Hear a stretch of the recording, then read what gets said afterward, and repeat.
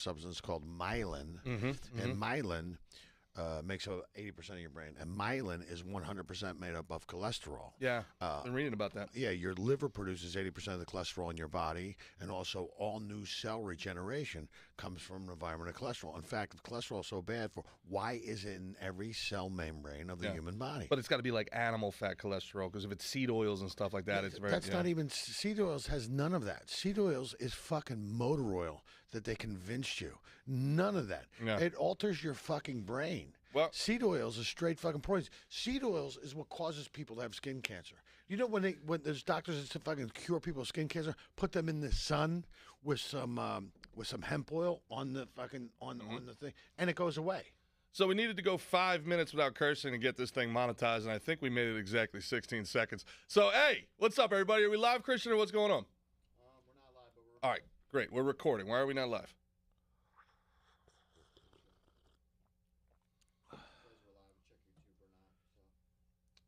Says we're live, but says YouTube's not. Well, we're just going to have to assume that we are. We're recording, so Sagar, go ahead. Do whatever you got to do in the post on this one. It's your boy Gerard Michaels here for another Gerard Vs Evil. We got King Gooner himself, Christian Perello, over there in the booth.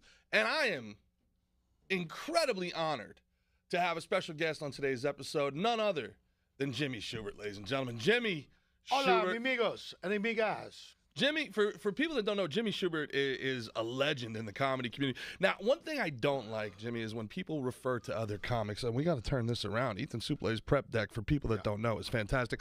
Buy Ethan Suple's Prep Deck. Absolutely fantastic for weight loss tips. And also, go to telyrx.com. That's TELYRX.com. Use code SNT for 20% off. Who goes to a doctor anymore? You're going to go to a doctor, get a prescription, go to a pharmacist, get a prescription. TelyRx.com. Go there, talk to the doctor. He prescribes you. You buy it right there online. They send the prescription right to your door. It is faster. It is more effective. It is cheaper. TelyRx.com. Use code SNT for 20% off. Now, Jimmy, when people call you a comics comic, what do you think about that? What do you think about that term?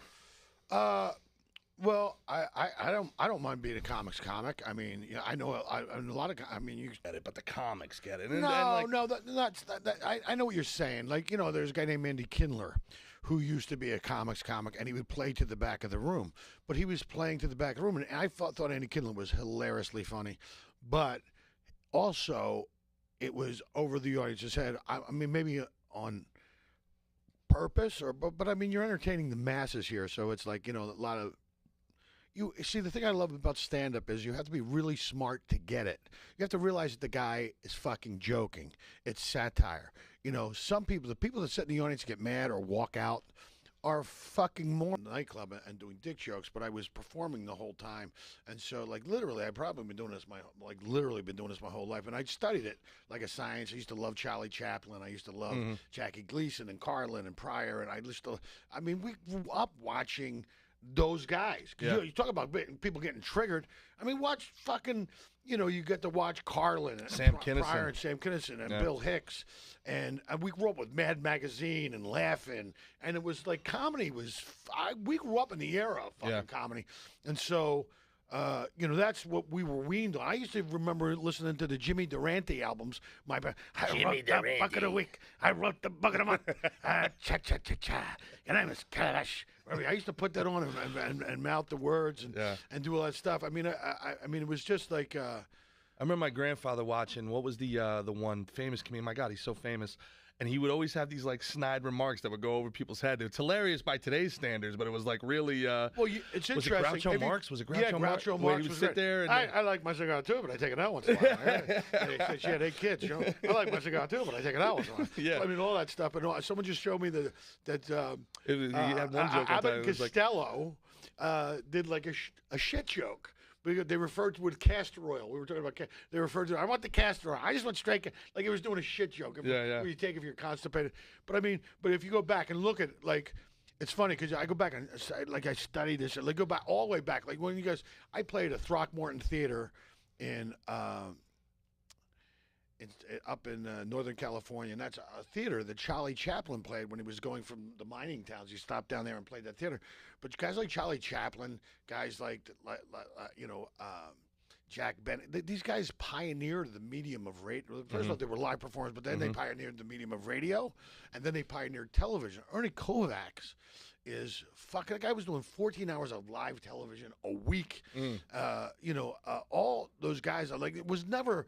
I mean, it was just invented. Radio was invented. Yeah. Guys like Jack Benny were doing it. I mean, comedy has always been king, and comedians always kind of. So I think today's comedy is still fucking king. But like you said, you started in magic. Those guys, they had magic. They would sing. They would dance. It was vaudevillian. The concept of standing up there and doing comedy for 60 minutes really didn't originate until what, the 40s, 50s? Well, no, it was. I think it was Mort Saul used to grab his newspaper and go up on stage. He had the newspaper because he has jokes written in the newspaper.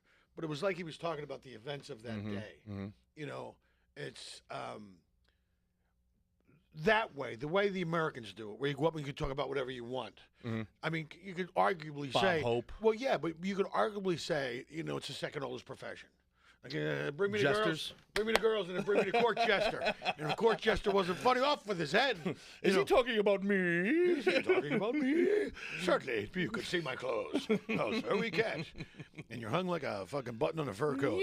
Off with his head. He is the most intelligent person you've ever seen behind the scenes. It was just a bad debate, guys. It was just a bad debate. He's the most intelligent person. This emperor totally is wearing clothes, 100%. Wow, Jesus. I mean, that's fucking embarrassing. The fact that you, first off, I loved how the media was shocked. Like, I mean, have you not been watching the guy literally, everywhere he goes, travels 2 suits,